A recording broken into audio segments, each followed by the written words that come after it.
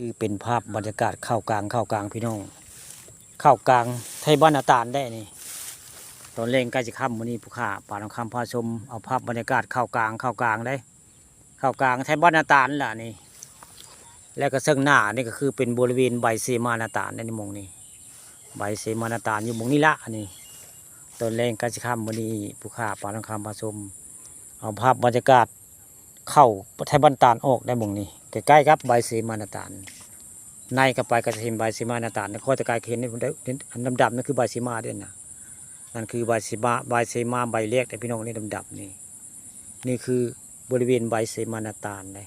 แต่ผู้ข้าปานคำผสมก็ได้เอาพับอันเข้ากลางธนาตาลมาให้เบิ่งในเข้าเจ้าออกและเข้ากลางแล้วนี่คือภาพเข้ากลาง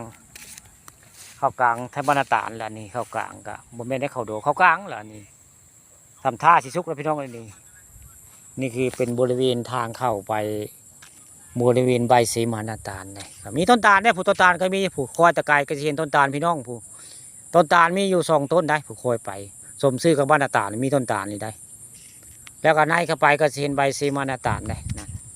ใบสีมานาตาลนี่จะมีอยู่9 ใบทั้งหมด9 ใบที่แรกมันมี8 ใบได้ใบสีมา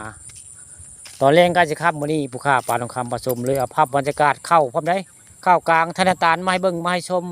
แล้วก็เห็นใบเซมานาตาลได้นี่มาเมื่อนี้เข้ากับเจ้าออกก็ได้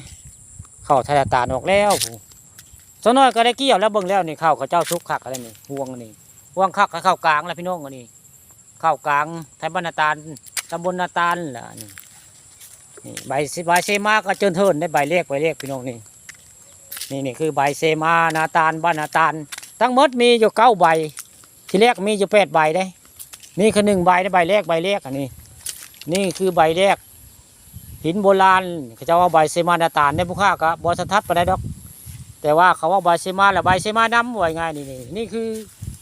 ใบเซมานาตาลบ้านนาตาลแหละนี่ไผ่โบจักผู้ข้าปลาทองคำผสมเอาภาพบรรยากาศใบเซมานาตาลมาให้เบิ่งมาให้ชมเลยพี่น้องนี่คือใบเซมาอันนี้เกิดมาได้ยินรถแล้วเขาจะว่าใบเซมาหินแก้สลักอยู่บ้านนาตาลตำบลนาตาลได้ทั้งหมดก็มีอยู่9 ใบทั้งหมดนี่นะไผ่โบจักกับมาเบิ่งมาชมได้พี่น้องเข้าทางบ้านนาตาลก็ได้เข้าทางนาตาลคือเข้าทางปู่ตาได้ปู่ตาบ้านนาตาลที่มีทางเข้ามาทางคอนกรีตได้เข้าทางบ้านม่วงก็เข้าบริเวณหน้าเฮือนคูเตียงหน้าอบตนาตาลเลี้ยวขวาเข้ามานี่แหละทางคอนกรีตกาเซนใบเซมานาตาลบ้านนาตาลทั้งหมดมี9 ใบได้ตอนแรงใกล้สิค่ำวันนี้ผู้ข้าปลาทองคำผสมเอาภาพบรรยากาศใบเซมานาตาลมาให้เบิ่งมาให้ชมได้มื้อนี้